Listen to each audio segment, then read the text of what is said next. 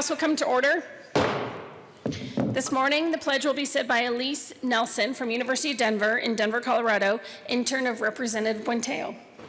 Please join me for the pledge. I pledge allegiance to the flag of the United States of America and to the republic for which it stands, one nation, under God, indivisible, with liberty and justice for all.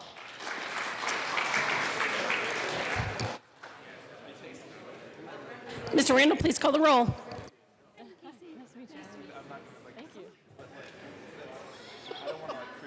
Representatives Arndt, Baisley, Benavides, Byrd, Bockenfeld, Buck, Buckner, Buentello, Caravale, Carver, Catlin,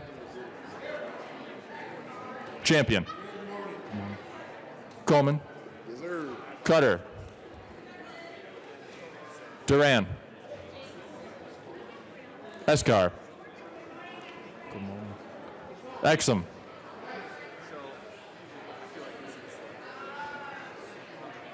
Representative Exum,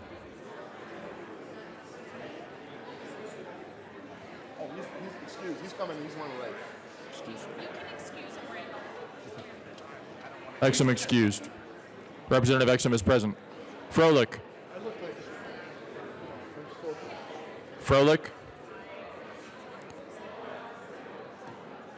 Garnett. Geithner. Gonzalez Gutierrez. Gray. Herod, excused. Holtorf. Putin. Putin.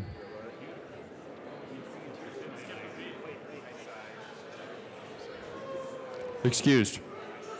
Humphrey. Jackson. Jackson. Excused. Harquez Lewis.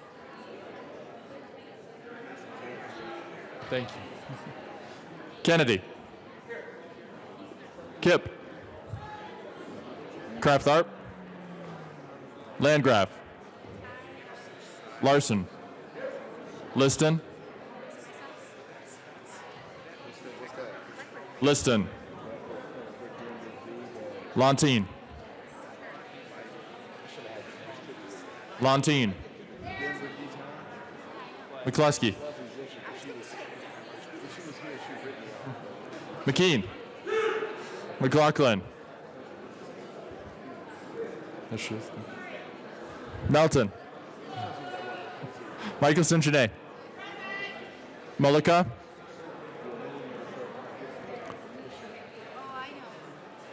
Mullica.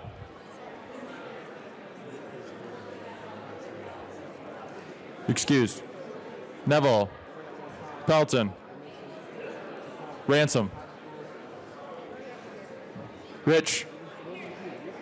Roberts. Sane. Sandridge. Singer. Sirota. Snyder. Soper. Excused. Sullivan. Tipper. Tatone.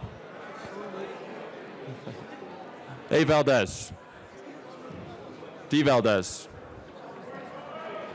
Van Winkle. Weissman. Will.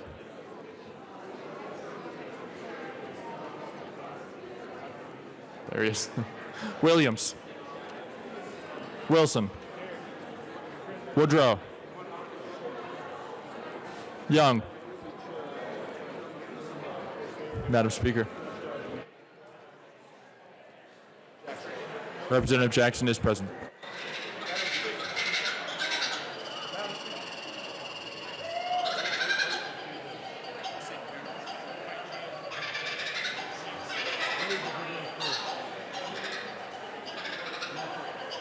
Oh, you got first, brother. Then I'm second.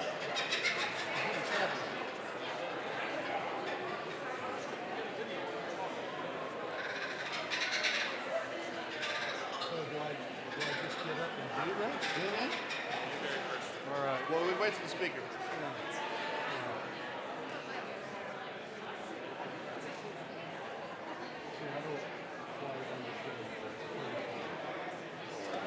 You'll get it. You'll find out that it's just ridiculous.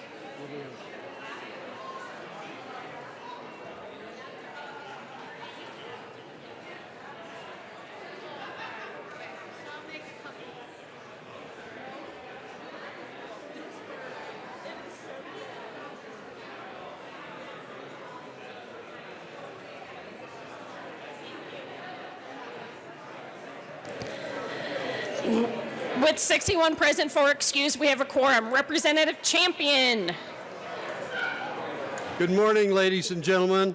Gotta get this bird out of here. I'm the hairless soaper today. And Madam Speaker, I move that the Journal of Thursday, February 27, 2020,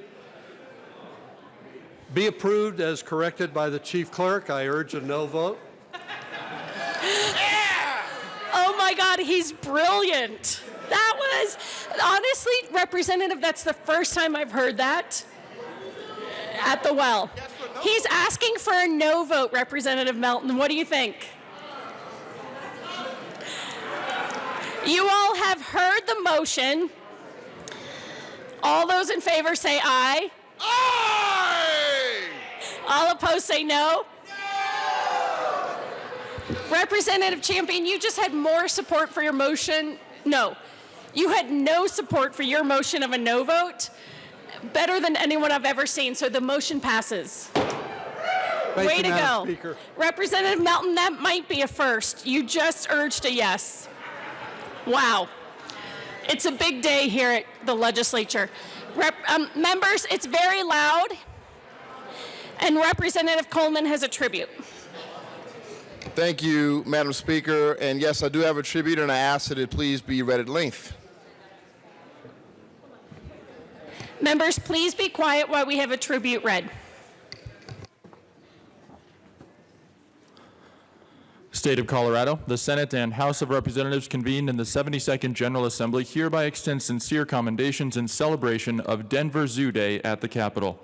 As Colorado's oldest and most passionate advocate for the natural world, Denver Zoo's commitment to saving wildlife dates back more than 120 years. Today, with nearly 1 million species of plants and animals on the brink of extinction, Denver Zoo's role as the state's conservation champion is more important than ever.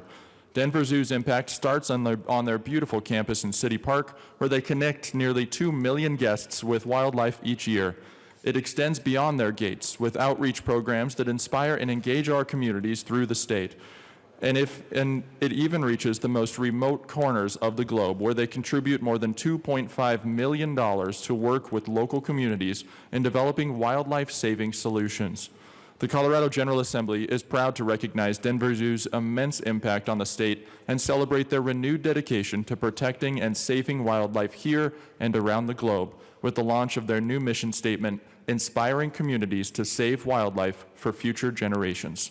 Tribute on request of Representative James Coleman and Senator Angela Williams, given this 28th day of February 2020, State Capitol in Denver. Representative Coleman. Thank you, Madam Speaker. And members, you may take your seats. In celebration of World Wildlife Day on March 3rd, Denver Zoo is proud to announce their new mission, Inspiring Communities to Save Wildlife for Future Generations. Denver Zoo's work protecting and preserving the natural world dates back more than 100 years when they helped establish an American bison herd here in Colorado.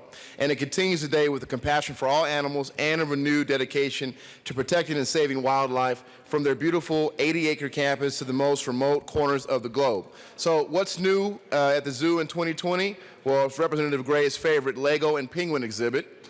And then also they're finishing construction on a new 22,000 square foot animal hospital that will advance their ability to care for their 3,000 animals. Guests will have the opportunity to watch procedures happening from an elevated platform that will provide views into the treatment rooms and the laboratory. And one last piece, the hospital is being largely funded by the Elevate Denver Bond Program, which Denver voters passed in 2017. So I'd like to recognize a few folks from the Denver Zoo. On my left over here, we have Bert Vescalani, President and CEO, Marie Revenue, VP of External Relations, Andrew Rowan, Director of External Relations, and last but not least, everybody's favorite, the zookeepers, Kelsey and Stephanie, with Denver Zoo's own Australian kookaburra. Her name is Adelaide. Let's please give them a hand of applause.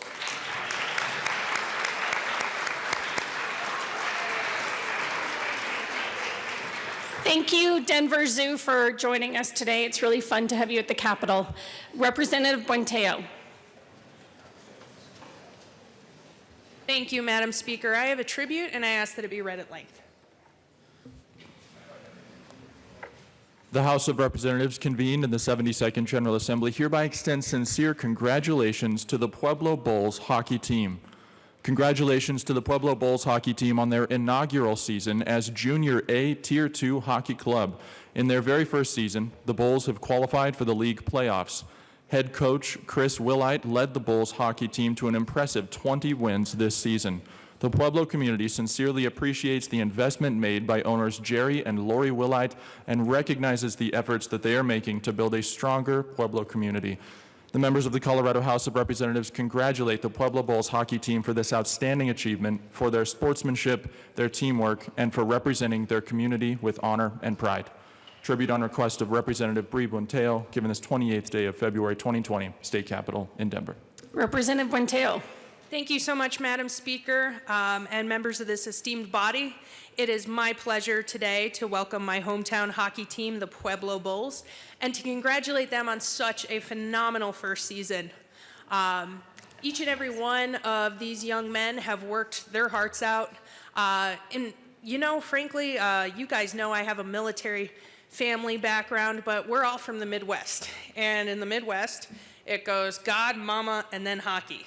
And Mama's not even guaranteed half the time, all right? Hockey is just so much more than just a game. Hockey is how I taught my son, who has autism, gross motor skills by teaching him how to hit a puck, how to skate. It's how I taught him to abide by rules, and perhaps most importantly, how to play as part of a team. Hockey has given my goddaughter Anna a sense of athleticism and confidence, knowing that she can play sports. And yes, she is a girl, and guess what? Girls can compete too. Woo! And her limits are only as far as her imagination. In Pueblo, this team is so much more than a junior hockey team.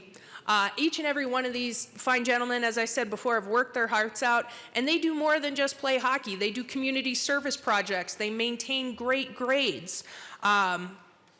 It's good fun on the weekends for the whole family, and their home games brighten our whole weekend on the downtowns. And it's why this arena routinely sells out home games. The Pueblo Bulls is now part of our hometown pride in the Steel City, and they're who we'll be cheering our hearts out for in the playoffs. We wish them the very best of luck tonight as they play the Northern Colorado Eagles in Loveland. Go with God, gentlemen. And also, please remember both that I have a bet with Representative McKean in which tamales and green chili are at stake, gentlemen. Take this very, very seriously and bring home some roasted eagle. Go Bulls.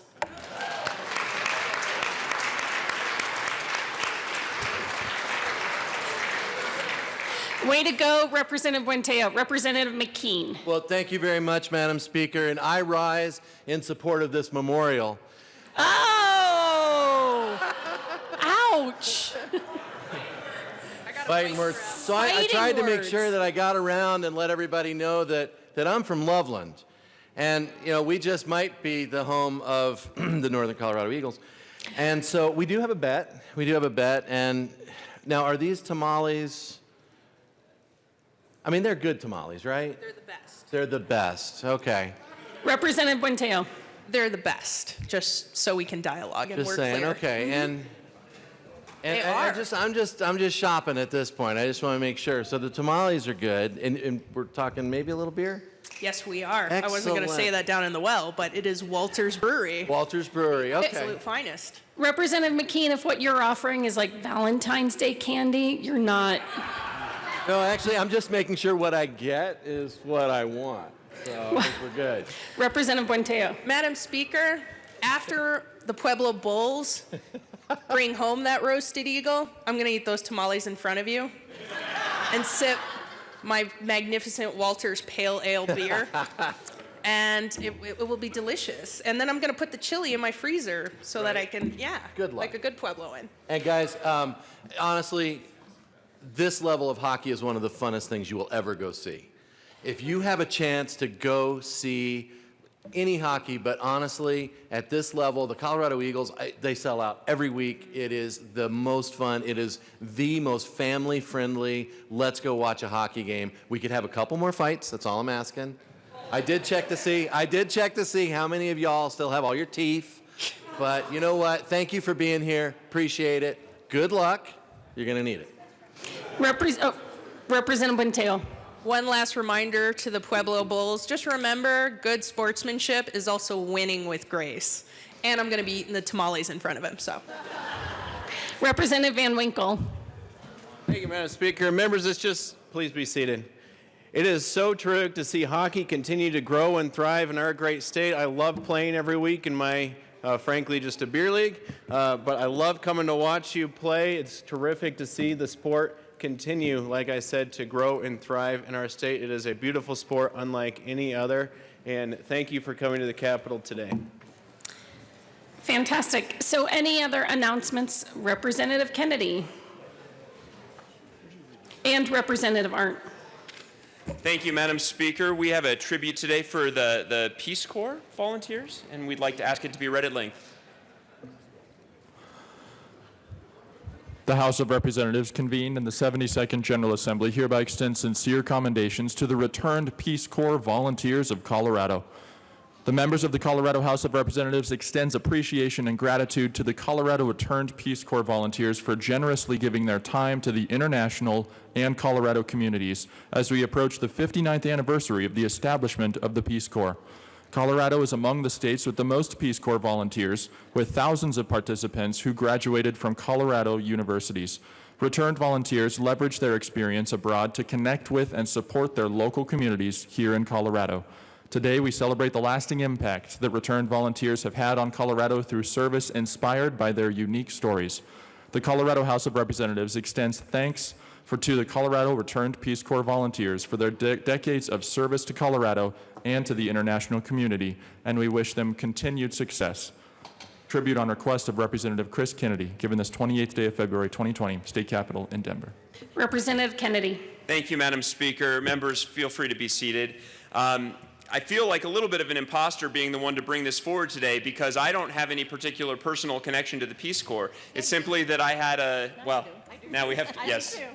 My colleagues here have the personal connections. In my case, it was just a constituent of mine who served in the Peace Corps who reached out to my office and asked for us to bring this forward today. I have always admired what the Peace Corps volunteers do and the diplomacy that they help extend across the world. Really appreciate you guys being here. And I did want to just give a shout out to all of the clothing that they're representing here today. And would you raise your hands as I mentioned the country you served in? Cameroon, St. Lucia, Vanuatu, Honduras, and Liberia. One more. Got it. Sorry to miss that. Representative Arndt. Thank you, Madam Speaker, and thank you, RPCVs, for being here. I'm also an RPCV, and that means Returned Peace Corps volunteer. I served in Morocco from 90 to 92. It was the best thing I've ever done. It's good quality service, isn't it? But we also have something in the Peace Corps called the third goal. And the third goal is when you bring what you learned overseas and you bring it back home. And that's what these guys are doing here today, and I feel like that's what I do here today too. And we bring that sort of perspective back to our home country, which is the United States. It is called the United States Peace Corps. Also, I serve, as you know, West Fort Collins, which is one of the founding papers written to establish the Peace Corps, was a professor at CSU. So we do, in Colorado, have one of the highest rates of college people going into the Peace Corps from CU and Colorado State University. So we're very proud of that in Colorado. And thank you for your service, and thanks for doing the third goal. Representative Jaquez Lewis. Thank you, Madam Speaker. I just wanted to come to the well and thank you for your service. My wife was in the Peace Corps for several years in Guatemala. She also went to Honduras. It changed her life. She was going on a completely different career. Now she went into nursing. So it really gave her the sense of giving back. And she still remains in touch with a lot of her folks, and this was 25 years ago. So thank you so much for what you have done and who you're inspiring by your work. Representative Tatum. Thank you, Madam Speaker. And I just want to point out one of the Peace Corps folks over there has a badge around her neck, and that's because she's a volunteer in my office, and I just wanted to give her a shout out, but not by name because I don't want to get fined today. So sorry. But I acknowledge you're here. Anyone else? Thank you for being here today, and thanks for all your service. Any other announcements? Representative, okay, Geithner, Carver, and Rich. No, okay, just the two of you. Representative Carver. Thank you, Madam Speaker.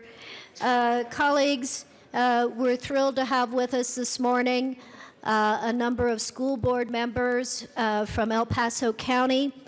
And if you would stand, Tom Gregory, Superintendent, this is School District 20, Doug Lundberg, Heather Cloninger, Karen Reynolds, Will Temby, Tom LaValle. Representative Geithner. Thank you, Madam Speaker. And also from School District 11, we have former board member Jan Tanner. We have board member Julie Ott. And from D38, board member Tiffany Upchurch, as well as the vice president of the board, Teresa Phillips. Thank you all for being here today and what you do for our students and for our communities. Thank you for joining us today at the Capitol. Representative Rich was next. Okay. And then you guys. Thank you, Madam Speaker. I'm very happy to welcome the Grand Junction Area Chamber of Commerce, who was here yesterday, and they're here today, enjoying their legislative days here in Denver. They're in the gallery. Please welcome them to the House. Thank you for joining us. Representative Valdez. Thank you, Madam Speaker. Members, also I want to welcome some school board members here from Centennial School Board down in San Luis.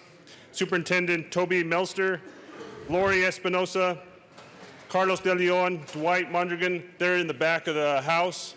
And also in the gallery, we have Del Norte School Board members also with us. Please stand and let's give them a round of applause.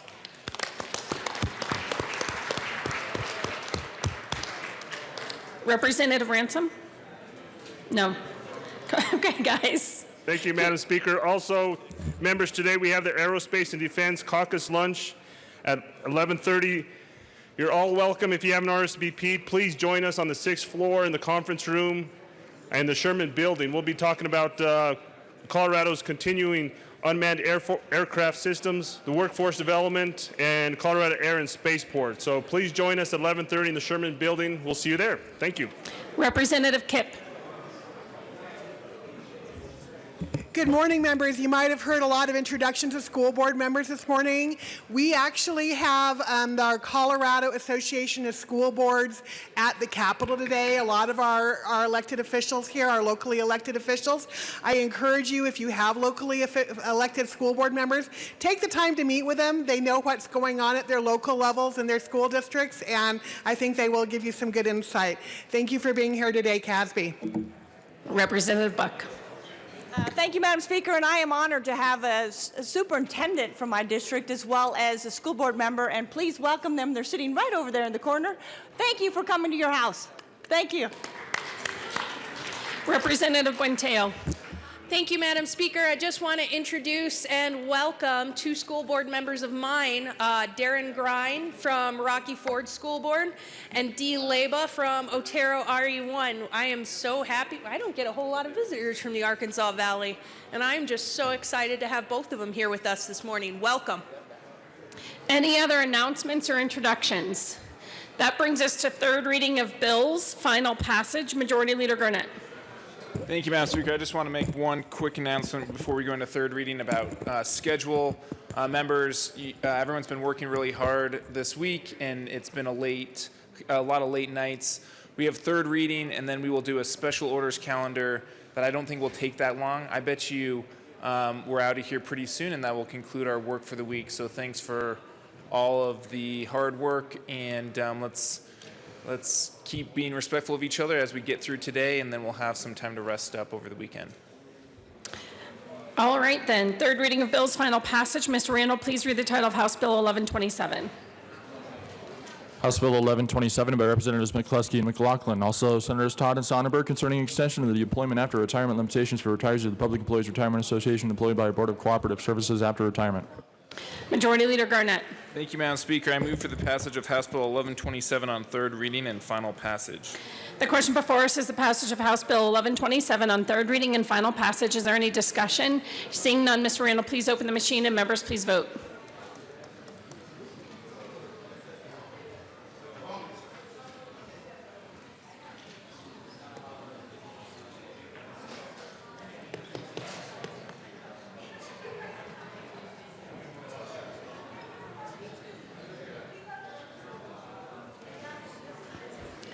Catlin, Coleman, Buck, Humphrey, Kennedy, Landgraf, Pelton.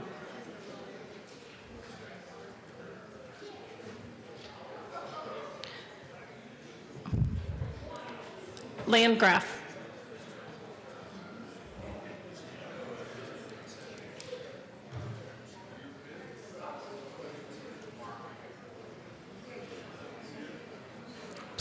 Please close the machine. With 50 aye votes, 13 no votes, and 2 excused, House Bill 1127 is passed. Co-sponsors.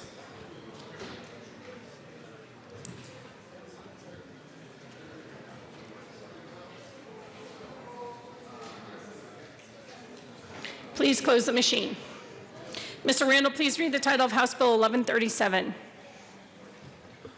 House Bill 1137 by Representatives McCluskey and Soper, Senator Donovan, concerning a requirement that the Broadband Deployment Board give substantial weight to a local entity's written certification that the area within the entity's jurisdiction is an underserved area when considering an application for grant money for the provision of broadband service to the unserved area in connection with Pinkerton appropriation.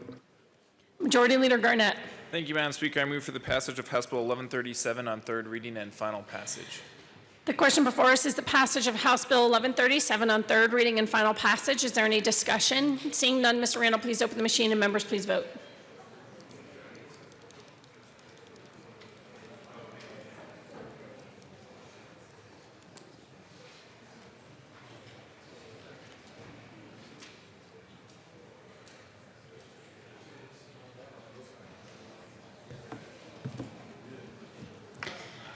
McKean. Buck, please close the machine. With 52 aye votes, 11 no votes, 2 excused, House Bill 1137 is passed. Co-sponsors.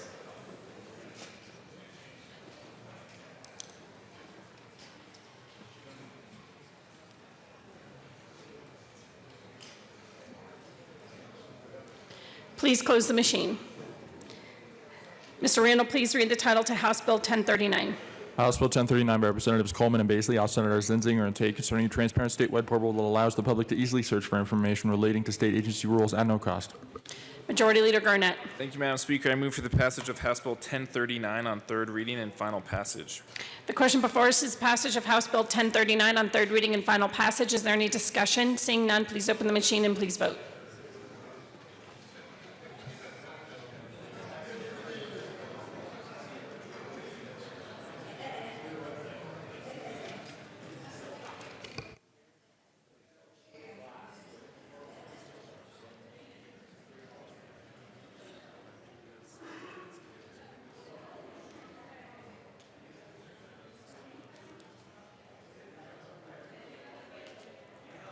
Please close the machine.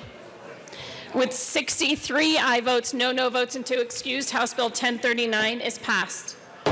Co-sponsors.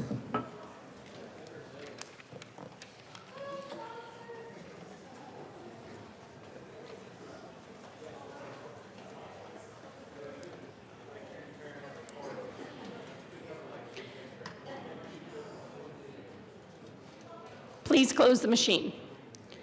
Please read the title of House Bill 1280. House Bill 1280 by Representatives Kipp and Larson, all Senators Bridges and Smallwood, concerning authorizing the Department of Higher Education to collect the data necessary to calculate the return on investment metrics related to student outcomes.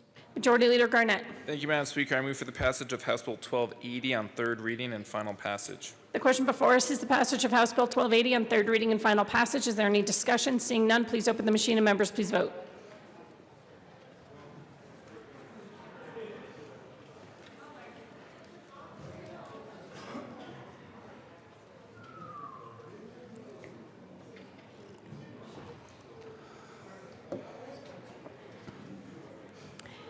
Landgraf, Sane, Sandridge. Please close the machine. With 63 aye votes, no votes, and 2 excused, House Bill 1280 is passed. Co-sponsors.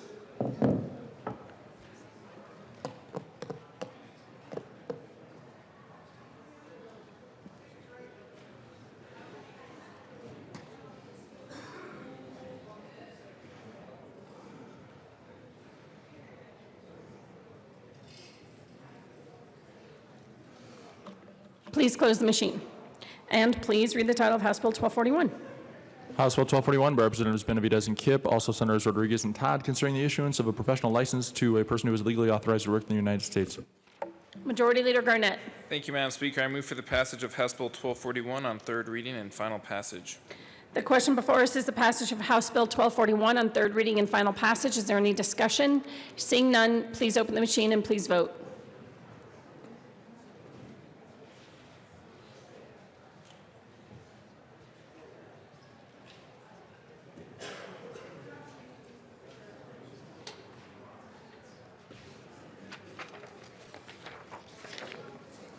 Exum and Humphrey. Please close the machine. With 41 aye votes, 22 no votes, and 2 excused, House Bill 1241 is passed. Co-sponsors.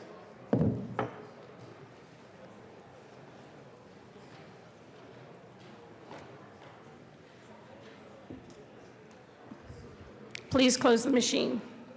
Please read the title of House Bill 1178. House Bill 1178 by Representative Holtorf, also Senator Sonnenberg, concerning increasing the speed limit on rural state highways where it is safe to do so in connection with directing the Department of Transportation to identify these highways. Majority Leader Garnett.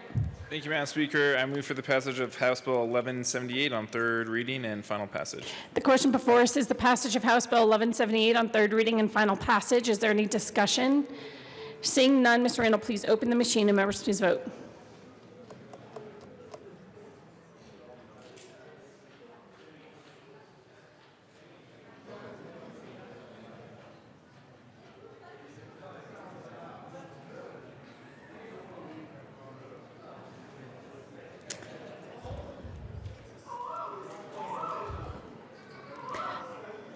Please close the machine. With 58 aye votes, 5 no votes, and 2 excused, House Bill 1178 is passed. Co-sponsors.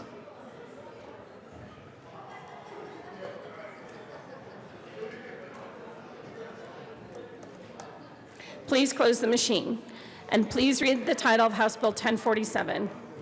House Bill 1047 by Representatives Cutter and Froelich, also Senator Priola, concerning the development of statewide organics management plan to promote compost use. Majority Leader Garnett. Thank you, Madam Speaker. I move for the passage of House Bill 1047 on third reading and final passage. Representative Pelton.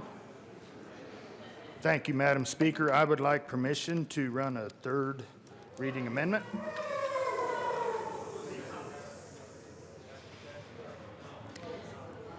Please tell us about your amendment.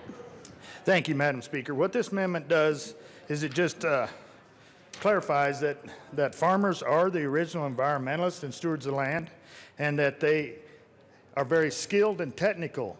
Nowadays, farmers have to be bankers. They have to understand chemistry. They have to understand purchasing, banking, insurance, you name it. This amendment would help to just clarify that and bring more attention to how important our farmers are and how knowledgeable and educated they are.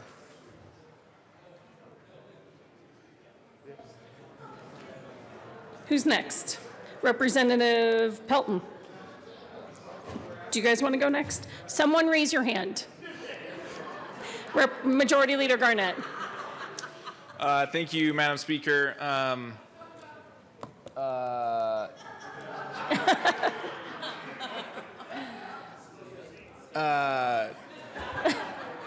In terms of process, I don't think I'm a little worried that the sponsors didn't have a heads up before we got to this point. And there's, in the first house, we don't want to you can't offer substantive amendments on third reading. I'm not even sure, since I haven't totally dug in, on whether or not it's substantive. Okay. So with that, I'm just saying that's just sort of my initial read, and so with that, I'll step away from the mic. How about this? I move we stand in a brief recess.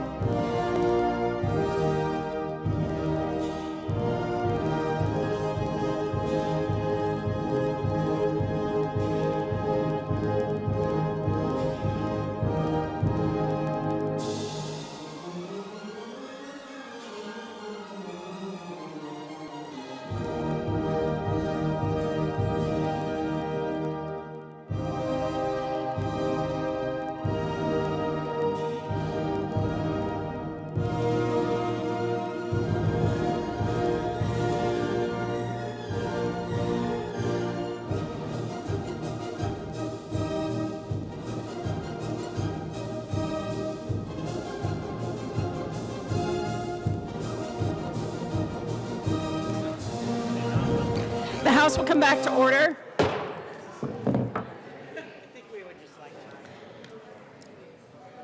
Who's up next? Representative Holtorf.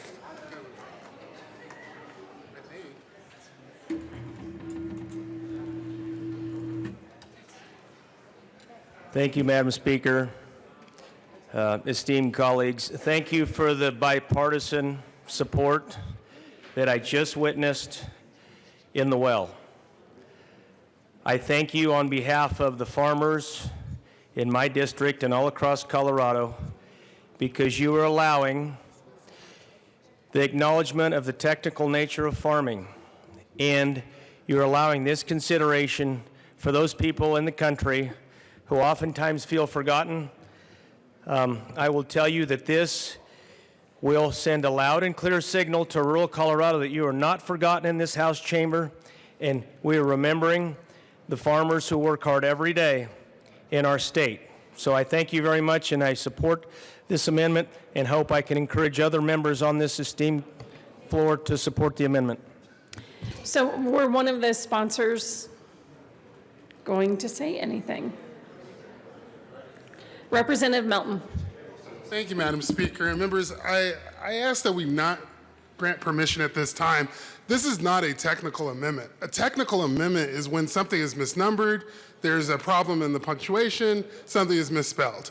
That is not what this is. This is adding language and really declaring where the legislature stands on it. It's not that I necessarily disagree with the comments that are what's being said here, but procedurally, this is not the time or place to do this. There is a second chamber that can add this language on. So, members, I would ask that we not grant permission at this time, simply off of the procedure and the process that we abide by here in the House.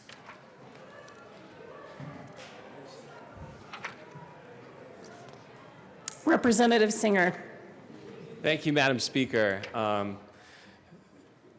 After a long week where we've had a lot of differences of opinion that come by honestly, and we saw a lot of amendments on a lot of different issues that were hotly contentious.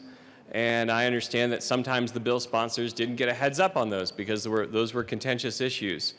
On this motion to ask for permission for a third reading amendment, because I see this as a non-statutory legislative declaration, it does not substantively change what the bill does. If this is something that helps bring both parties together on what is a good, I believe to be a good bill, and brings additional support for this bill to send a message to the Senate that this is a bipartisan issue, that we can be working on this issue together, and that we can forge a way forward that respects our farmers, but also takes a look to our future about what we do in the world of organics management, then I will stand in support of permission for a third reading amendment. But if, you know, and I will not cast any motives or aspersions because I know the amendment sponsor does not have those negative motives.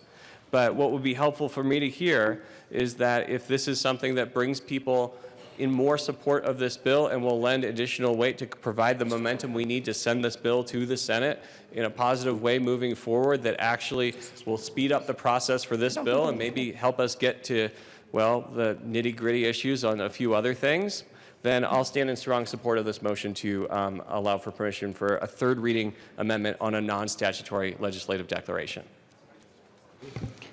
Members, I'm just going to read the rule about third reading of bills. The relevant section, it's Rule 33B, and it says, no amendment to a bill on third reading is in order except with the consent of a majority of all members elected.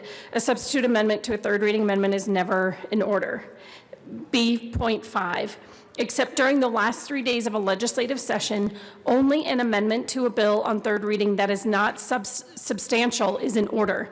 Upon consent of a majority of all members elected, a bill may be referred back to second reading from third reading for consideration of a substantial amendment to the bill. So the rules say we don't do substantial amendments on third reading in the first House.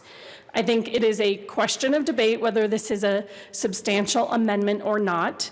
And that's a little bit of what we discussed down at the well. I'd like to hear from Representative Pelton and then the bill sponsors. But essentially, we are not supposed to do substantial amendments on third reading in the first House, except in the last 3 days of session. So Representative Pelton. Thank you, Madam Speaker. And in my opinion, this isn't substantial. You know, it's just kind of reinforcing the importance of agriculture in this bill, because to make this bill move forward, we have to get agriculture involved. So in my opinion, it's just adding to the bill and, you know, just technically. Representative Pelton, could you answer Representative Singer's question about does this bring additional support to the bill? I do believe it does. You know, sometimes it seems like rural Colorado and farmers are kind of left out.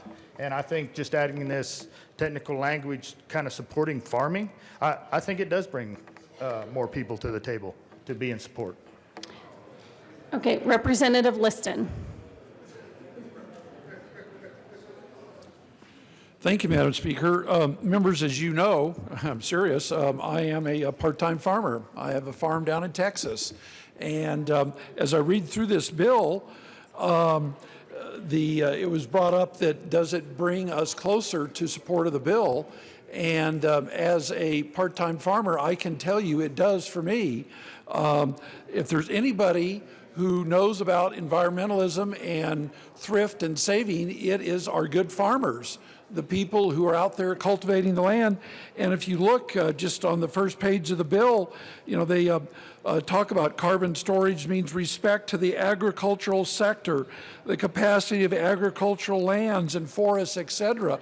So if you read through the language of the bill, I think that this amendment further clarifies. So I rise in support of at least allowing this amendment to go through.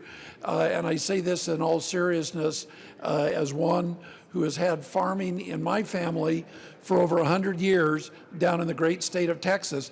I would be inclined to support this bill if this language is added. And I thank Representative Pelton for bringing this to our attention. Thank you. Okay, so the issue is whether this is a substantial amendment or not. Because if it's a substantial amendment, it is not supposed to be offered on third reading. And you're the mover of the motion, you can talk more than once. And I think if you are, Representative Pelton, I'm going to take you that this is just a good faith thing, and a lot of people don't necessarily know the rules. Would you just be willing to have your amendment run in the second chamber? And this is, you can work these things out off the mic ahead of time, but can you talk to the bill sponsors about that? Because it is out of order if it's a substantial amendment, and I think that's debatable, and I think everyone wants to accommodate you, but we also don't want to create a bad precedent with the rules. Madam Speaker, and I appreciate your words and interpretation of rules.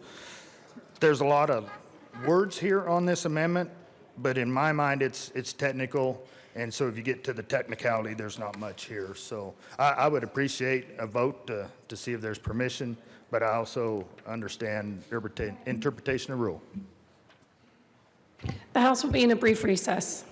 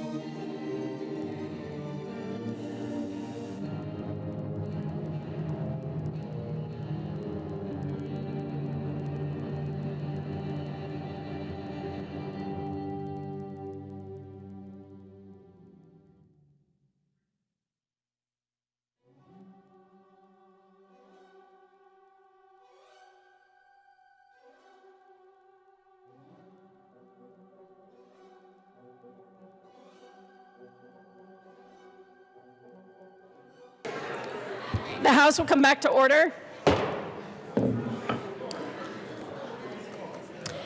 Representative Froelich and Cutter.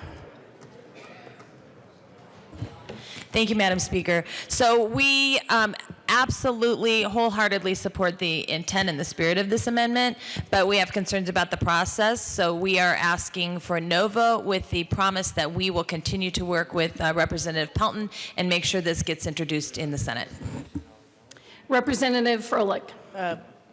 Thank you, Madam Speaker. We feel that the bill is already bipartisan. The Senate sponsor is from the other party, and that there will be our commitment combined with the effort that we've talked to the amendment sponsor with to go forward and include this content in the second chamber.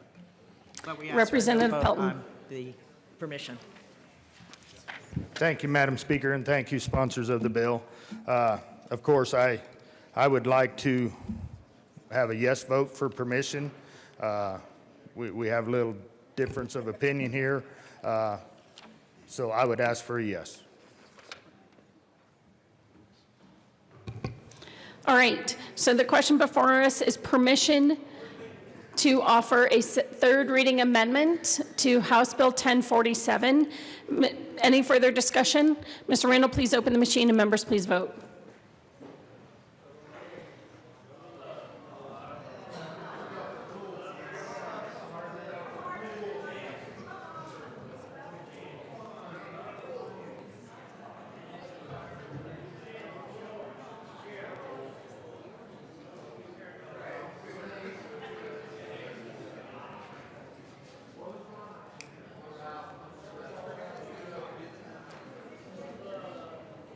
This is just permission, y'all.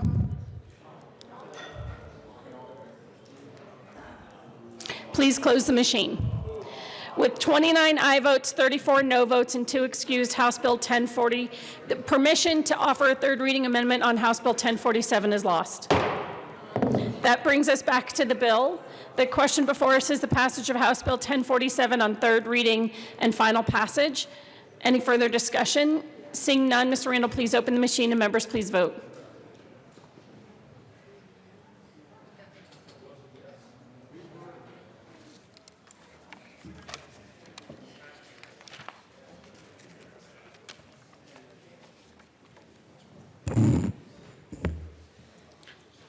Baisley, please close the machine. With 39 aye votes, 24 no votes, and 2 excused, House Bill 1047 is passed. Co-sponsors.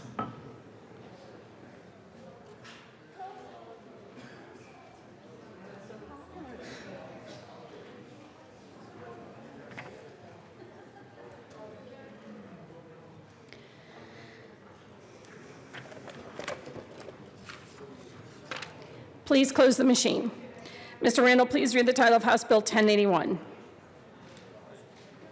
Oh, Majority Leader Garnett. Thank you, Madam Speaker. I move to proceed out of order for consideration of Senate amendments to House bills. Seeing no objection, we'll proceed out of order for consideration of Senate amendments to House bills. Mr. Randall, please read the title of House Bill 1037. Jenny. House Bill 1037 by Representative Arndt, also Senator Quorum, concerning the Colorado Water Conservation Board's authority to augment stream flows with acquired water rights that have been previously decreed for augmentation use. Representative Arndt. Thank you, Madam Speaker. I move that the House concur with the Senate. Please give us a good explanation for this. Exactly. Well, Senator Quorum did say that he was doing an amendment just to teach the House who was boss.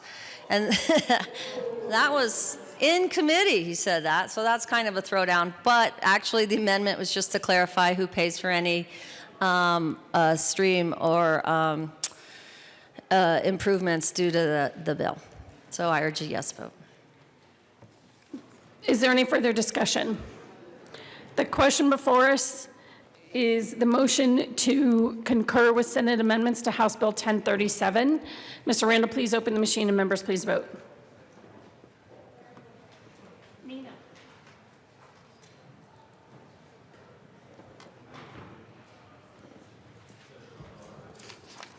Do you know if the Senate amendments work to this?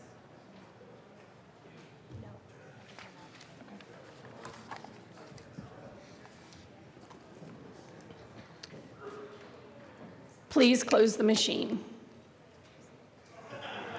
Oh, you're slow. You're supposed to be a hockey player. You're supposed to be like fast.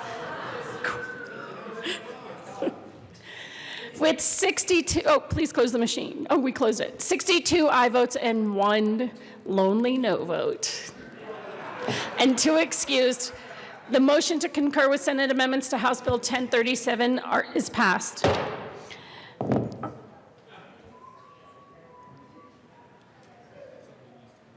Yeah, you guys are done. You can hang out if you want. You still have to vote. Oh, okay. You still have to vote. But you have to go vote. Thank you, Madam Speaker. I move for the repassage of House Bill 1037 as amended. The question before us is the repassage of House Bill 1037 as amended. Is there any further discussion? Seeing none, Mr. Randall, please open the machine, and members, please vote.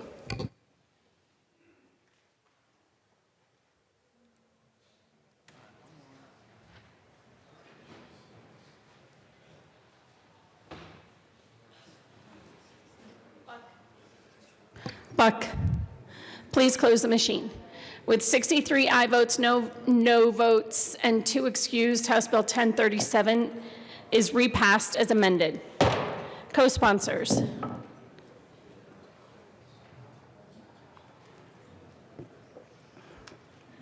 Please close the machine. Mr. Randall, please read the title of House Bill 1087. House Bill 1087, Representatives Will and Arnold, Senators Donovan and Rankin, concerning the enforcement of laws administered by the Division of Parks and Wildlife and in connection with modifying Parks and Wildlife statutes to correct vague and contradictory provisions of law and remove obsolete provisions of the law. Representative Arndt. Thank you, Madam Speaker. I move that the House concur with the Senate position. Please explain your position. So what happened on this bill was about stand-up paddle boards and kayakers. And it was eliminating them from the licensing requirement if they were doing instruction. And with some of the stakeholder outreach with the rafting industry, the rafters that are registered outfitters were concerned that there were going to be people going down the rivers and outfitting rafting trips unlicensed and claiming that they were doing it for instruction. And part of that is that any raft trip, as you're going down, you're instructing other people on the raft on what to do, river left, river right, paddle forward, paddle backwards, left or right. So they thought it would be an unfair advantage to the licensed rafting companies to allow rafting to be under the instructional part of this. So I'm in agreement with this. I think it makes sense. So We concur. Is there any further discussion? The question before us is the motion to concur with Senate amendments to House Bill 1087. Mr. Randall, please open the machine, and members, please vote.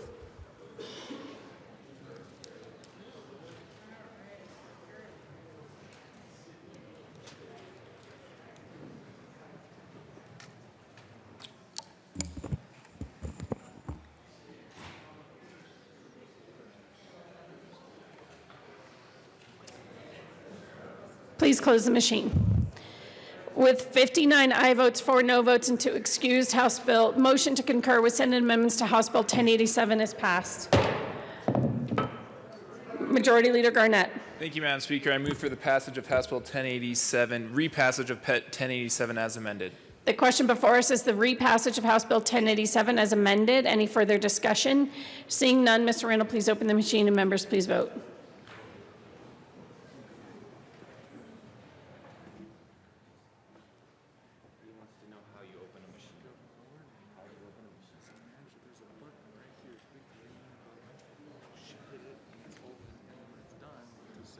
Carver, Catlin. Please close the machine. With 63 aye votes, no votes, and 2 excused, House Bill 1087 is repassed as amended. Co-sponsors.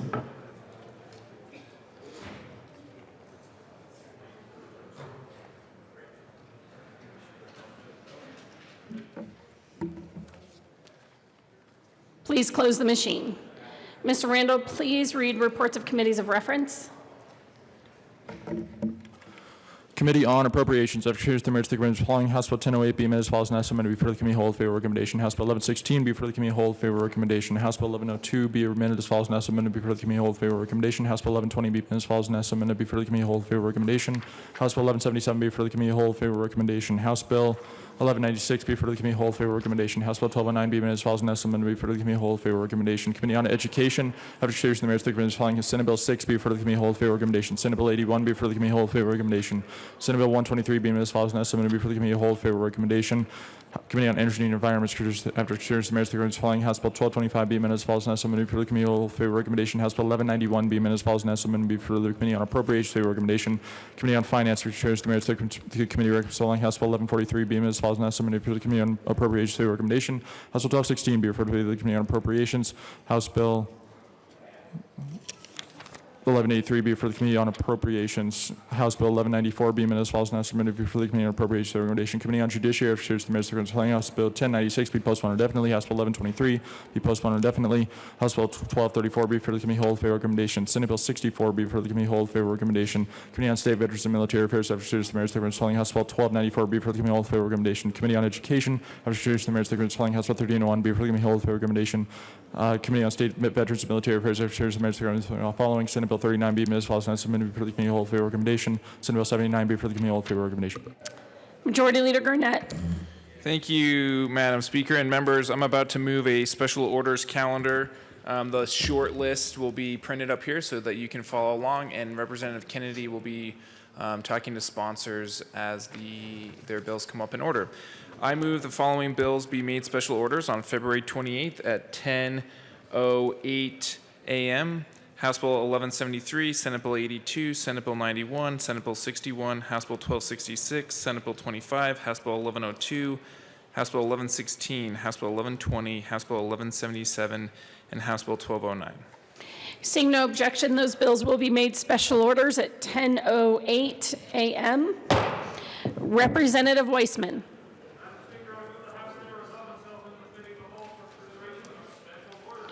You all have heard the motion. Representative Weissman will take the chair.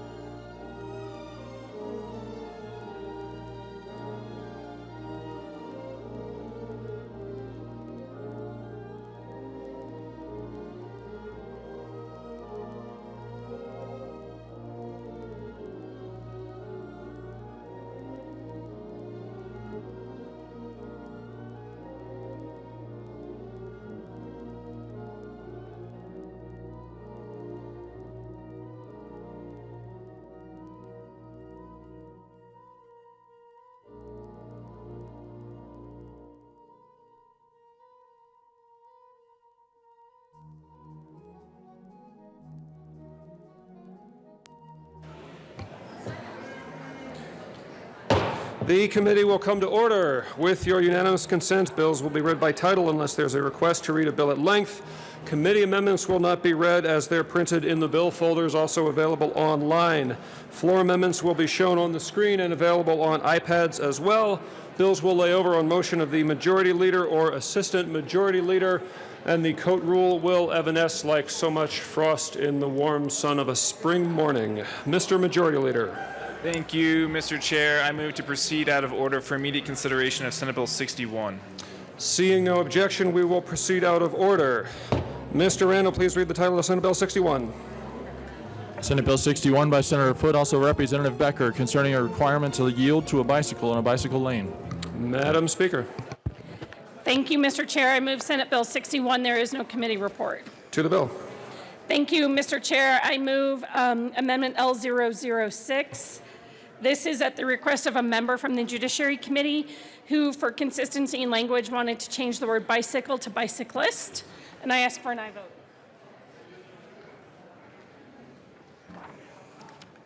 Okay, members, the amendment will be coming up on the screen in just a second. All right, L006 is before us. Madam Speaker. Thank you, Mr. Chair.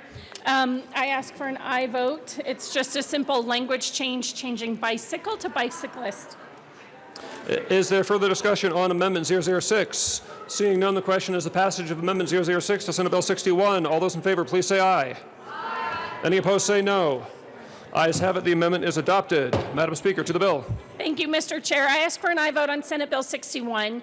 More and more cities across Colorado are adding bike lanes to our roads. I think that this is a good thing, but our laws haven't caught up to define who has the right-of-way in a bike lane. Specifically, the issue comes up when cars are making right turns and there's a bike on the car's right-hand side. Bicyclists are vulnerable users. When a pedestrian is in a crosswalk, we give the right-of-way to the pedestrian because they are the ones who are more likely to get injured.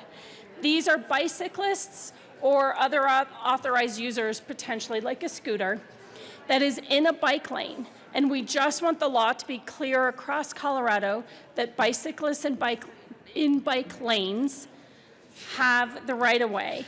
And that space is already designated for them. We want, as more and more of these proliferate, we just want the law to be clear across Colorado and consistent. Because what folks are finding is happening is different different ticketing agencies in different parts of the state say, I don't know what the law is actually. Do I give the right-of-way to a car to cut off a bike user, or is the bike, as he's traveling in the bike lane, does he have the right-of-way? So that's all this entire bill does, and I ask for an aye vote. Further discussion, Mr. Minority Leader. To the bill. Thank you, Mr. Chair. And members, I have real concerns with this bill. I think we're leaving out a large section of communities and people who would really could take advantage of this bill, and for that reason I move L007 and ask for it to be properly displayed.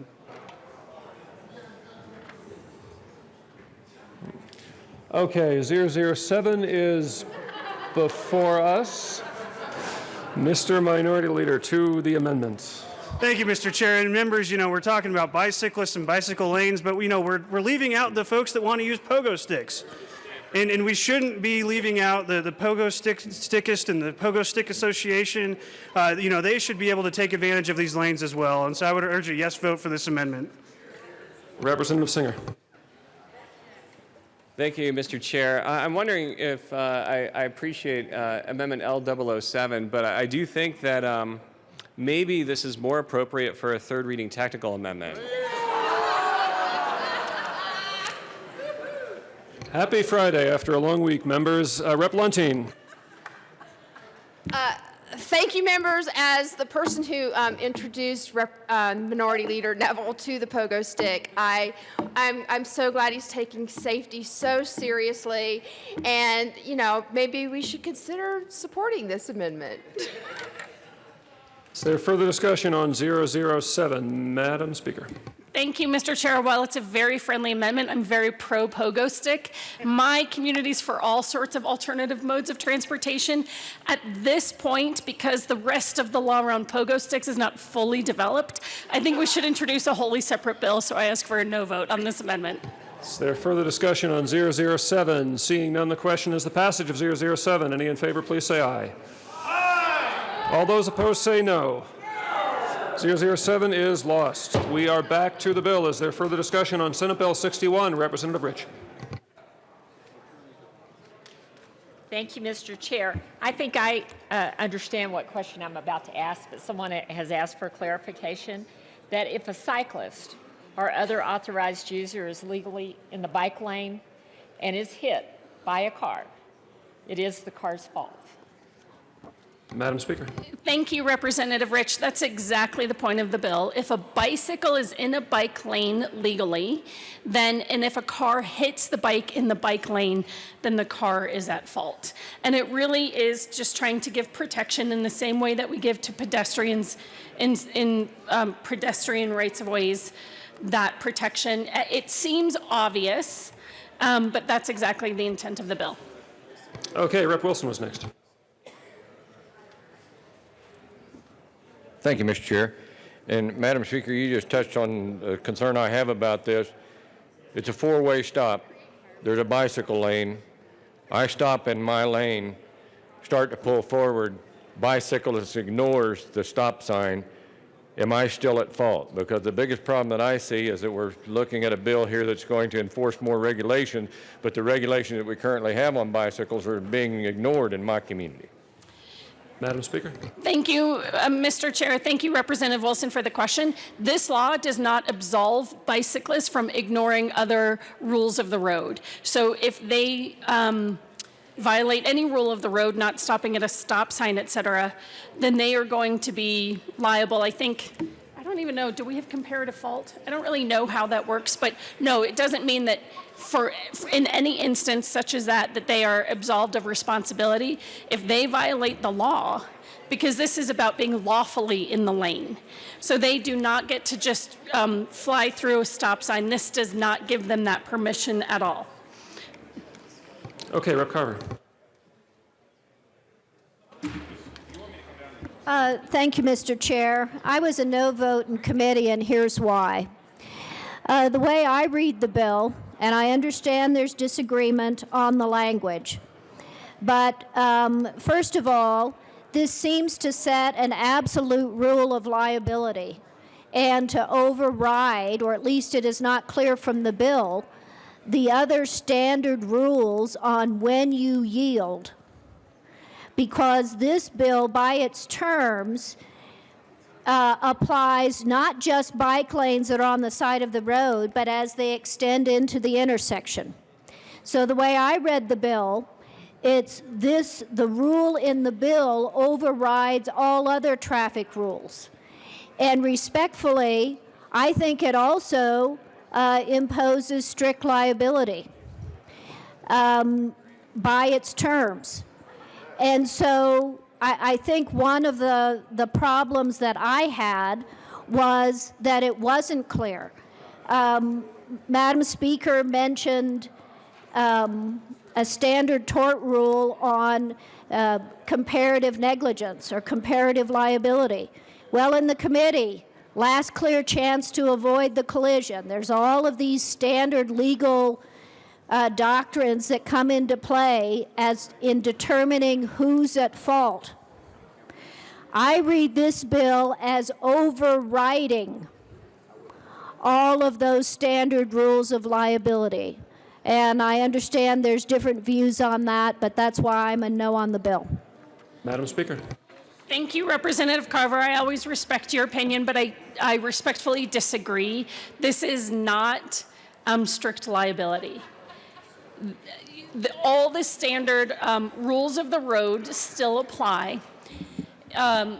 Failure to yield at a stop sign, careless driving, anything that is currently in law, this does not negate any of it. It simply says when a bicycle or an authorized user is in a bike lane and they're legally there, that they have the right of way in their bike lane. That's all it says. It does not impose strict liability. It does not absolve them from anything else that they are doing, just in the same way that would be the case for any other road user and in any other situation where they're lawfully allowed to be. So while I understand your point, I respectfully disagree that that's the intent or the effect of the law. Rep. Humphrey. Thank you, Mr. Chair. I rise in opposition to this bill. I appreciate Representative Carver's remarks. I think we're making life a little bit too easy for the personal injury attorneys here. And I also think of the Brophy bubble. Everybody familiar with the Brophy bubble, where there's a certain amount of space you have to give to a cyclist. I think that applies on any roadway that you're on, anyway, whether there's a bike lane or not. So I just don't think that this bill is necessary. Thank you. Is there further discussion on Senate Bill 61? Seeing none, the question is the passage of Senate Bill 61. All those in favor, please say aye. Aye. All those opposed say no. Ayes have it. Senate Bill 61 is adopted. Okay, back in order. Mr. Randall, please read the title to House Bill 1173. House Bill 1173 by Representatives Sane and Baisley, House Senator Smallwood and Winter, concerning excavation notification requirements for underground facility location in connection with county road maintenance, and in connection there specifying that excavation does not include routine emergency maintenance of right-of-way county-owned gravel or dirt roads that does not lower the existing grade elevation of the road, shoulder, and ditches, and that does not disturb more than 6 inches of depth during maintenance operations. Well done, Mr. Randall. Representative Sane. Everyone should give a clap for that one. Mr. Randall. Representative Sane. That title is very tight, like a tiger. All right, I'm going to move HB 1173 and the Transportation Committee report. To the committee report. Thank you very much, Mr. Chair. And the committee report is a technical amendment. Ask for yes vote. Okay, is there further discussion on the TLG committee report to 1173? Seeing none, the question is the passage of the TLG committee report. All those in favor, please say aye. Aye. Aye. Any opposed, say no. Okay, the ayes have it. Over the no, the committee report is passed. To the bill, Rep. Baisley. Thank you, Mr. Chairman. So this bill is towards just plain good government. So what this does is it allows counties who have dirt roads, which is most counties, of course, to be able to maintain those roads without having to call 811 locate before just smoothing out a road. So that happens. What the real challenge happens is when there's been a storm, snow is melting off, we get all those the washboarded roads, and they need to be maintained, they need to be smoothed out while they're still wet, rather than waiting for the weeks that sometimes it takes when there's all of those counties coming at 811 locate at once. So this gives them the permission to do what they already know well to do. They already know where those utilities are, and they're also very responsible in maintaining the level of those roads by putting down road base virtually every time that they're smoothing things out. So we've brought all of those stakeholders together. Everyone's in heated agreement. This is going forward with all kinds of cooperation. This is just good, smart government, and I urge an aye vote. Okay, Rep. Singh, go ahead. Thank you, Mr. Chair.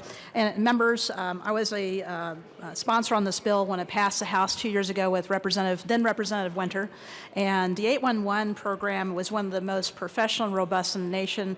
But that bill that we passed, 167, made it a model for the nation as far as safety with the underground damage Prevention Safety Commission. So I just want to give a shout out to 811. Thank you so much for doing what you do, and the Underground Safety Commission that prevents line strikes. So members, what this bill does, it just enhances an intent that was already in that bill, which is to make sure that counties can do their road maintenance, which is not excavation. So we're just changing this slightly to make sure we can honor that intent of SB 167 to make sure routine maintenance is performed. Let me tell you why that's important. We want to make sure that if you're driving a county road, that counties can react quickly in the event of adverse weather. That can just change on the rim of a dime in Colorado. It's snowing in the afternoon. It might be raining later. It might be sunshine 2 hours later. But the counties need to maintain roads to ensure that snow and ice and water do not collect in the areas damaged by truck traffic or vehicular traffic for the safety of its citizens. They need to react quickly. This bill will allow them to do that while ensuring that the function and the purpose of 811 remains intact for excavation. Ask for your yes vote. All right, Rep. Pelton was next. Thank you, Mr. Chair. And when the bill that Representative Sane referenced, I was county commissioner at that time. And in Cheyenne County, each commissioner has a road and bridge district. There were unintended consequences with that bill, and I love this bill to clean that up. Let the counties go out and take care of their roads. In our county, they're all mapped where there's a electric line crossed, a saltwater line, anything. So they know where they're at, and I like this bill because it lets the county departments do what they are there to do. So I am in full support of this bill. Representative Will. Thank you, Mr. Chair. It's an honor to serve with you. I stand in strong support of this bill. As Rep. Singh said, about 811 is a great program. However, there is unintended consequences of that with this, and this bill fixes it. So I stand in strong support of this. Thank you. Okay, is there further discussion on 1173? Seeing none, the question is the passage of House Bill 1173. All those in favor, please say aye. Aye. Any opposed, say no. Okay, the ayes have it. 1173 is passed. Mr. Randall, kindly read the title to Senate Bill 82. Senate Bill 82 by Senators Heisey and Todd, also Representatives Landgraf and Lontine, concerning awards issued by the Department of Military and Veterans Affairs. Representative Lontine. Thank you, Mr. Chair. I move Senate Bill 82. There is no committee report. Thank you. To the bill. You go first. Rep. Landgraf. Thank you, Mr. Chair. What this bill does, it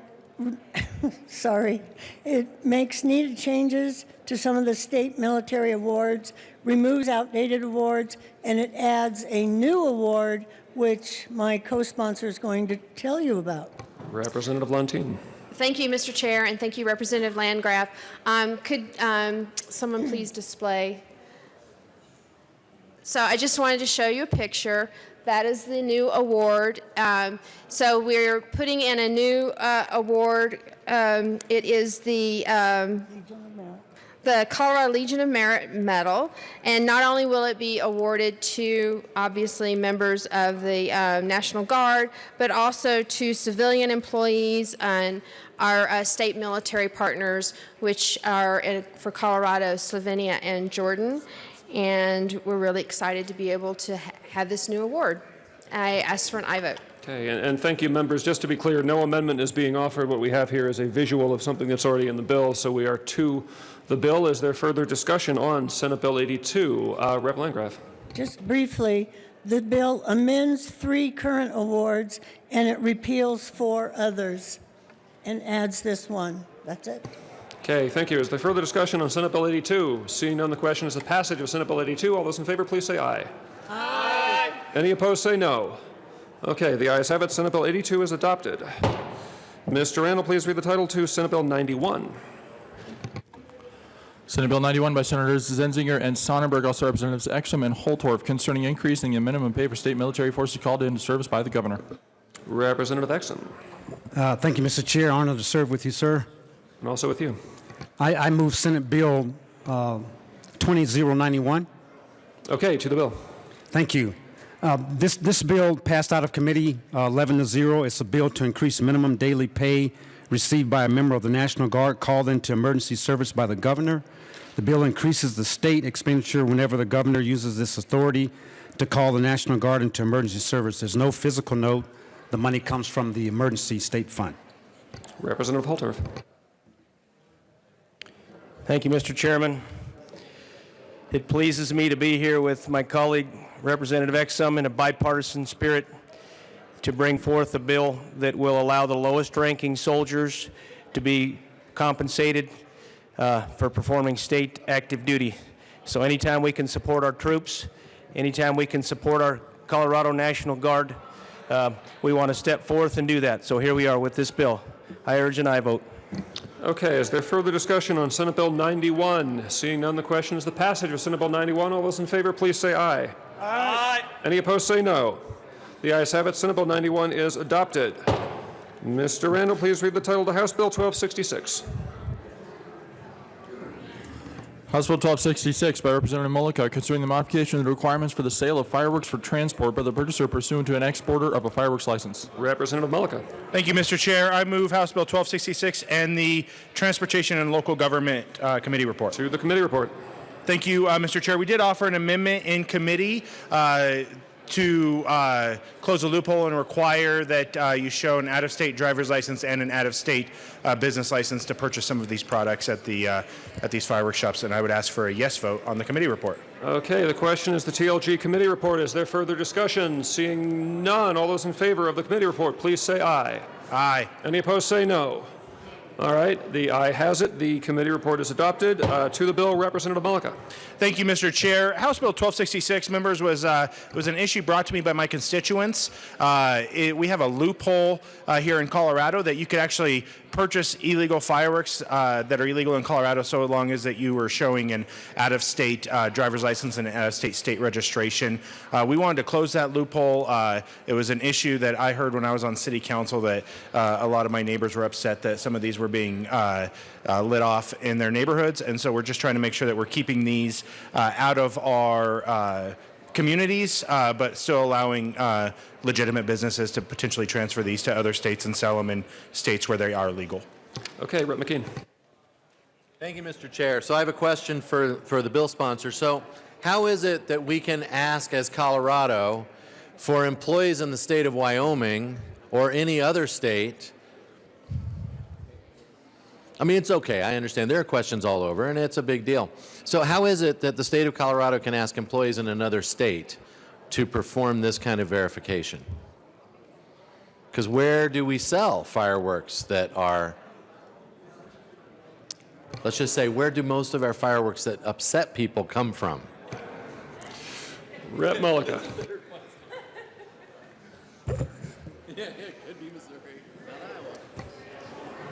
Thank you, Mr. Chair. Thank you, Representative McKean, for the question. And I understand, I think that we can, you live in northern Colorado, and so I understand what you're saying in regards to... we call it Wyoming proximate.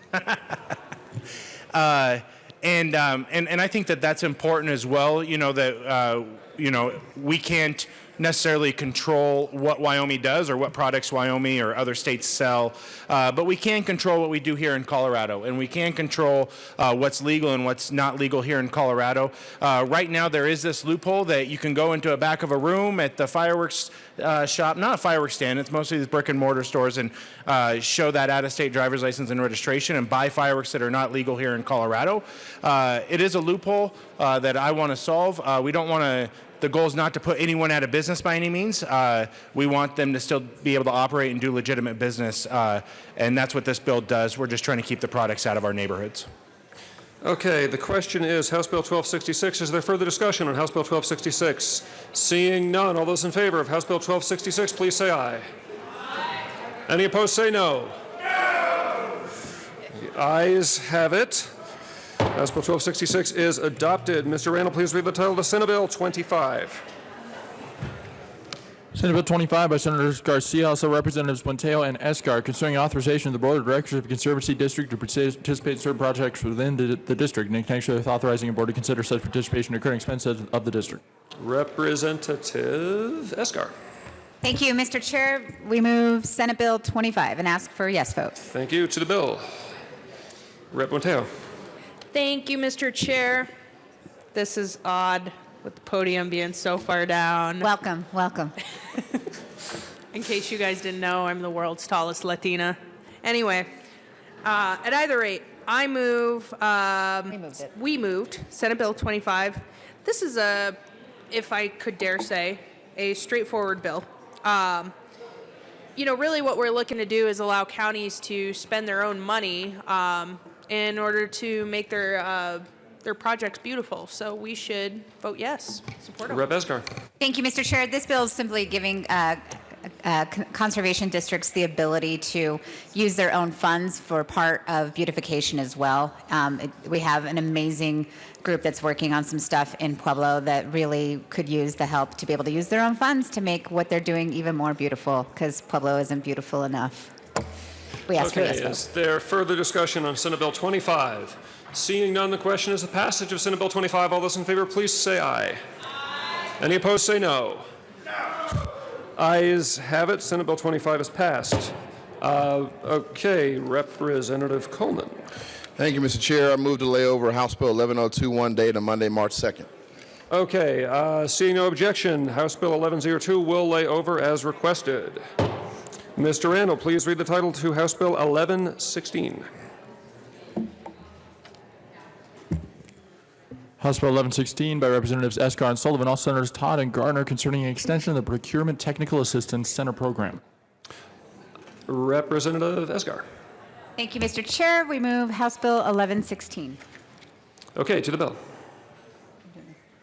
Representative Sullivan. Thank you, Mr. Chair. We're asking for your support on House Bill 1116, the extension of the Procurement Technical Assistance Program. This program was established in 2009, and statutory state support was initiated in 2015. We asked to extend the support for another 5 years. The Colorado PTAC has consistently outperformed its statutory requirements since its inception in 2009. Over 5,000 clients have been served, helping to support a total of 55,000 jobs across the state. PTAC has helped small businesses, including those run by women, minorities, and veterans, to receive a competitive share of federal contracts and encourage more competition while lowering prices. Rep. Esgar. Thank you, Mr. Chair. Members, this is simply continuing a program that's been proven to benefit all of our communities, and small business owners within those communities thrive. We're asking for a yes vote and for your support. Okay, is there further discussion on House Bill 1116? Seeing none, the question is the passage of House Bill 1116. All those in favor, please say aye. Aye. Any opposed, say no. The ayes have it. 1116 is adopted. Mr. Randall, please read the title to House Bill 1120. House Bill 1120 by Representatives Carver and Roberts, also Senators Gardner and Fields, concerning enhancing the informants of crimes of sexual exploitation of a child. Representative Roberts. Thank you, Mr. Chair. I move House Bill 1120, the Judiciary Committee report and the Appropriations Committee report. To the Appropriations report. In Rep. appropriations, they made an appropriation. I'd ask for an aye vote. Is there further discussion on the Appropriations Committee report to 1120? Seeing none, the question is the passage of the Appropriations Committee report. All those in favor, please say aye. Aye. Any opposed, say no. Okay, the Appropriations report is adopted. To the Judiciary Committee report, Rep. Roberts. Thank you, Mr. Chair. I move Amendment L008 to the Judiciary Committee report and ask that it be displayed. Okay, Amendment 8 to the committee report is displayed. Please proceed. Thank you, Mr. Chair. This amendment fixed a technical problem that we had with the Judiciary Committee report. We struck the grant program in the Judiciary Committee, and the reference to that was slightly needs to be changed just by a few words, and that's what this amendment does. I'd ask for an aye vote. Okay, is there further discussion to Amendment L8? All right, seeing none, the question is the adoption of Amendment L8 to the Judiciary Committee report. All those in favor, please say aye. Aye. Any opposed, say no. The amendment is adopted. Back to the Judiciary Committee report, Rep. Roberts. Thank you, Mr. Chair. We made other amendments in the Judiciary Committee. These were all based, that were agreed upon by both the district attorneys and the defense bar. I would ask for an aye vote. Okay, is there further discussion on the Judiciary Committee report? Seeing none, the question is the adoption of the Judiciary Committee report. All those in favor, please say aye. Aye. Any opposed, say no. Judiciary report is adopted. To the bill, Representative Carver. Thank you, Mr. Chair.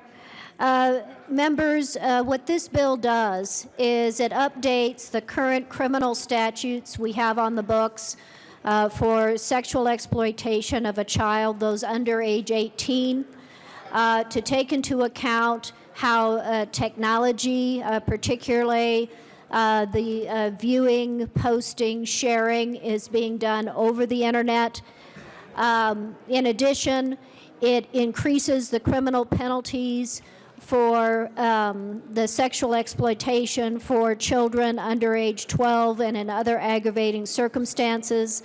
And then very importantly, one of the issues that we found is because now so many of these crimes are involving viewing, distribution, sharing over the internet, is that the computer forensics investigation becomes a very important part of investigating and prosecuting these cases.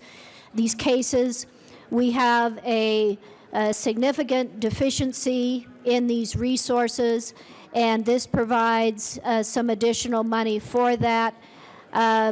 Just to let you know, in 2017, we had a little over 2,000 cases of those in Colorado accessing or posting to child porn sites, little over 2,000 in 2017. In 2019, the number has risen to 3,700. So this bill is a first step to try and address that, and I ask for an aye vote. Rep. Roberts. Thank you, Mr. Chair. I just want to thank Representative Carver for her dedicated work on this. This is a really tough issue to talk about, but it's really important. The last time the statutes around this subject were updated in Colorado, we were talking about VHS tapes and Polaroid pictures. It's well past time that we update these laws to account for modern technology and make sure that we can effectively prosecute those who are trying to exploit our children in a terrible, terrible way. So this is a good bill, and thank Rep. Carver for her work, and proud to be on it with her. Ask for an aye vote. Is there further discussion? Representative Tipper. Thank you, Mr. Chair, and thank you, Representatives Carver and Roberts. I think it's an excellent bill, and truly we are still falling well below the mark of what we should be doing in this space. New York Times The Daily actually just had a really great piece on nationally how far behind we are on this. So I think the bill has my full support and would ask the other members to consider supporting it as well. It's the least that we can do to bring our law enforcement up to speed with current criminal practices. Is there further discussion on House Bill 1120? Seeing none, the question is the adoption of House Bill 1120. All those in favor, please say aye. Any opposed, say no. The ayes have it. 1120 is adopted. Mr. Randall, please read the title of House Bill 1177.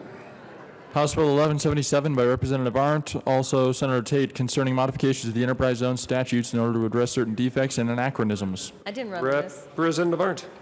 Thank you, Mr. Chair. I move House Bill 2011-77. To the bill.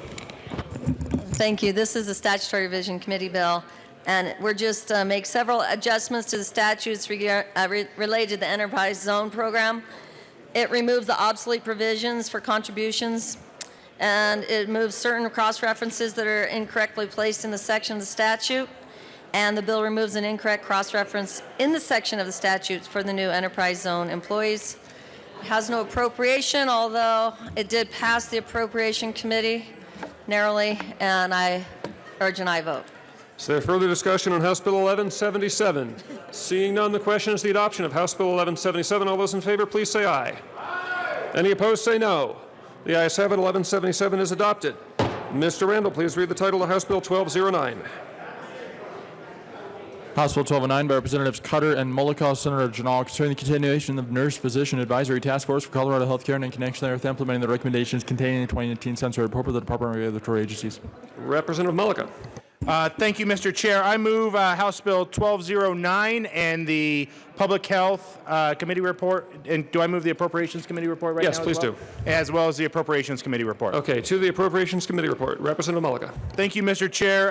The Appropriations Committee appropriated money for this bill. Is there further discussion on the Appropriations Committee report? Seeing none, the question is the adoption of the Appropriations Committee report. All those in favor, please say aye. Aye. Aye. Any opposed, say no. What do you... Close call, but the ayes have it. The Appropriations Committee report is adopted. To the Public Health Committee report, Representative Mullica. Thank you, Mr. Chair. The Public Health Committee, we did run an amendment. This board is made up of physicians and nurses to try to solve issues before they necessarily get down here to us. We ran an amendment just to make sure that we clarified language that physicians that served on that board also come from statewide organizations that represent those physicians here in Colorado. Thank you. Is there further discussion on the Public Health Committee report? Seeing none, the question is the adoption of the Public Health Committee report for House Bill 1209. All those in favor, please say aye. Aye. Any opposed, say no. The ayes have it. The Public Health report is passed. To the bill, Representative Cutter.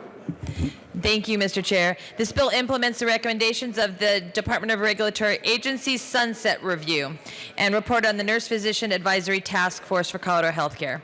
And it continues this end patch indefinitely. And I ask for an aye vote. Good bill vote, yes. Thank you. Is there further discussion on House Bill 1209? Seeing none, the question is the adoption of House Bill 1209. All those in favor, please say aye. Aye. Any opposed, say no. The ayes have it. 1209 is adopted. Representative Coleman. Thank you, Mr. Chair. I move that we rise and report. Seeing no objection, the committee will rise and report. The PHC report.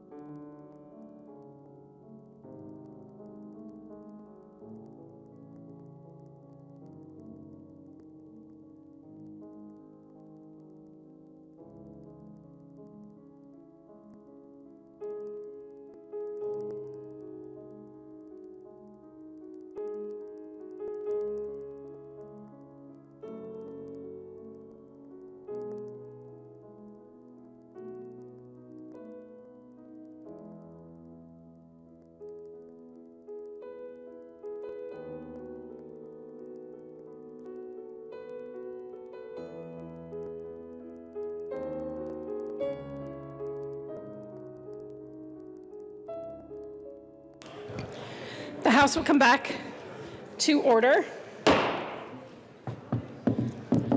Mr. Randall, please read the report of the Committee of the Whole.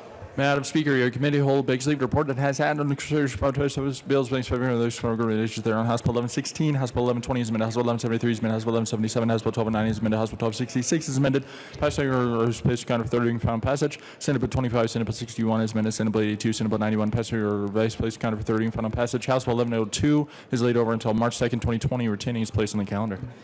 Representative Weissman. You all have heard the motion. There are no amendments at the desk. Mr. Randall, please open the machine and members, please vote.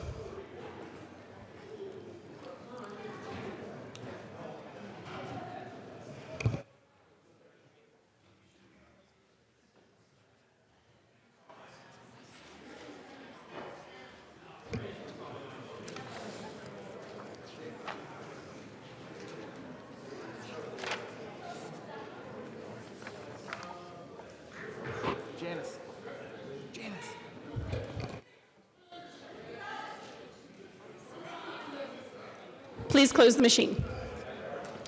With 52 aye votes, 10 no votes, and 3 excused, the report of the committee of the whole is passed. Majority Leader Garnett. Thank you, Madam Speaker. I move to proceed out of order for immediate consideration of Senate Joint Resolution 3. Seeing no objection, we'll proceed out of order for immediate consideration of Senate Joint Resolution 3.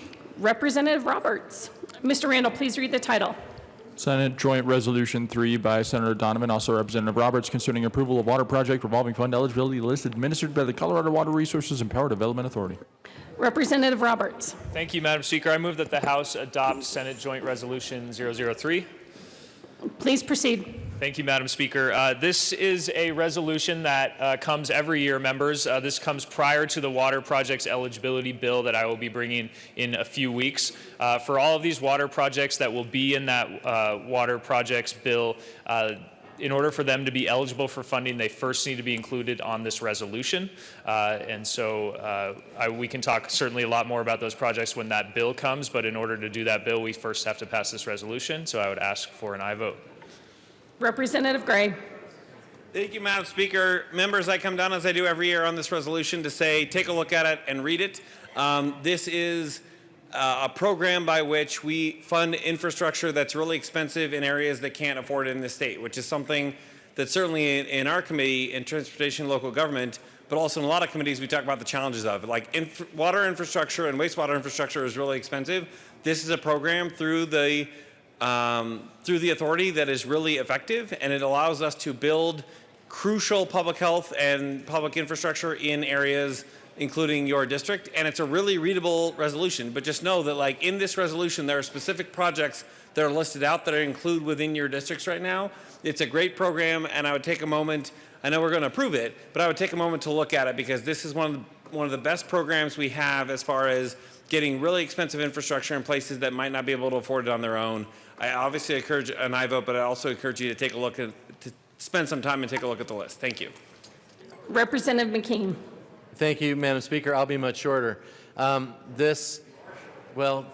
I am, but how is it that this was way down here? So this is actually an important thing, and it's not that we every day get to do this. 2 years ago, carrying this bill, we actually brought $90 million to the Chimney Hollow Reservoir, which will hold Windy Gap water. Any of you want to know what Windy Gap means to my community and what Chimney Hollow does? 35 years worth of water. A lot of 35 Western years. Slope water, that's what that means. It's so true, that already belongs to us, but thank you for making that point for me, Madam Speaker. Appreciate it so much. 35 years worth of water that can be delivered 365 days a year. That's what it means. That's what actually securing the water future for this state means. That means draining the Fraser River in my district for Loveland. I'm just saying. Representative Valdez. Thank you, Madam Speaker. Thank you, Representative Roberts, for bringing this resolution forward. This is a good bill to continue to grow our smaller communities with their infrastructure needs and make sure that we have good, clean drinking water for our people. Thank you. Representative Catlin, are you going to help me out here defend the West Slope? Thank you, Madam Representative Speaker. Catlin. It's an honor to serve with you, It's an honor to serve with you. particularly when you're talking about Western Slope water. Thank you. Members, this is a good piece of legislation, and it's the kind of thing that the state of Colorado needs to be paying attention to. I don't need to be down here overly talking about this, but I want to thank Representative Roberts and Senator Donovan for bringing it forward. This is how small communities keep up. This is how we have clean water in our drinking water and clean water in our rivers and streams. These are the kind of programs that are funded through this. Clean water is one of the things that Colorado brags about. Clean water, clean air, and a great place to live. That costs an awful lot of money. And small communities are just as needy as some of the bigger urban cousins, places to live too. We need these. These are the kind of things that we as legislators should continue to talk about and move forward with. I would ask for a yes vote. Thank you. Representative, no. Any other further discussion?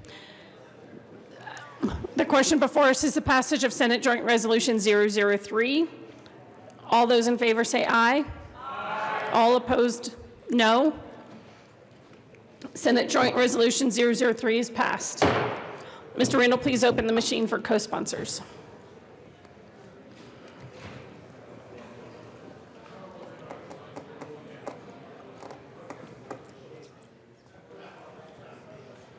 Please close the machine.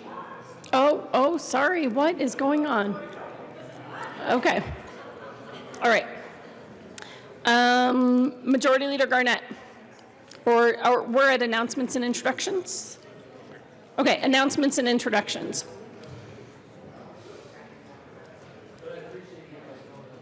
Representative Singer. Thank you, Madam Speaker. Public Health Care and Human Services Committee will see you upon adjournment, House Committee Room 112 at, let's do 10 minutes after the hour. That sounds good. We'll be hearing House Bills 1284 and House Bill 1090. Make sure you're there on time or speak to me or your ranking committee member, and we'll make sure that we get through this in a way that allows everyone to get back to their districts in a timely manner today. Representative Escar. Thank you, Madam Chair. The Joint Budget Committee will be meeting upon adjournment of the Senate getting their work done. So I'll let you know. Thanks. Representative Valdez. Thank you, Madam Speaker. And members, once again, the Aerospace and Defense Caucus lunch is today at 11:30 over in the Sherman Building, 6th floor. We hope to see you there at 11:30. Representative McKean. And Buenteo. Thank you, Madam Speaker. So, folks, something big happened yesterday. I mean, not really that big, just, something I try to do every year. So the governor signed the first bill of the year. Went down, he signed the first bill. The first bill was to include members of our Native American tribes on our Colorado Youth Advisory Council. So kind of fun, kind of great. We liked it a lot. Pretty fabulous. Monday is kind of an important day because the kids from Koyak are going to be here. Representative Buenteo. So a reminder for those of you who maybe don't remember all of the alphabet soup that we have here at the Capitol, the Koyak is the Colorado Youth Advisory Council. So and what it is children, thank you, I got it. Children from all 35 Senate districts, so everybody will have a constituent up here on Monday. They are going to be here, special visit. Rumor is that we will receive a special gift from these very special children. They will be here from 1 to 2 p.m. in the old Supreme Court chamber and about the building all day long. So let's make them feel welcome on Monday. Unfortunately, Representative McKean will not be here with us, but I will remind you all on Monday. Take care. Thank you very much. Representative Wilson. Thank you, Madam Speaker. Colleagues, the jersey that Representative Buenteo has on just reminded me we had Chassa Day here at the Capitol not too long ago, and it's getting to be playoff time. Since you all made it a point to meet with some of those folks, if you just meet with them, they will probably escort you onto the floor for these events. And you also have a pass for the basketball playoffs. That will get you in. And if you contact the Chassa people, there's a reception area that the Chassa people have for coaches and administrators and legislators. So take advantage of it. It's a great opportunity. Thank you. Any further announcements or introductions? Seeing none, Majority Leader Garnett. Thank you, Madam Speaker. I move that the House stand in recess until later today. Seeing no objection, the House will be in recess till later today.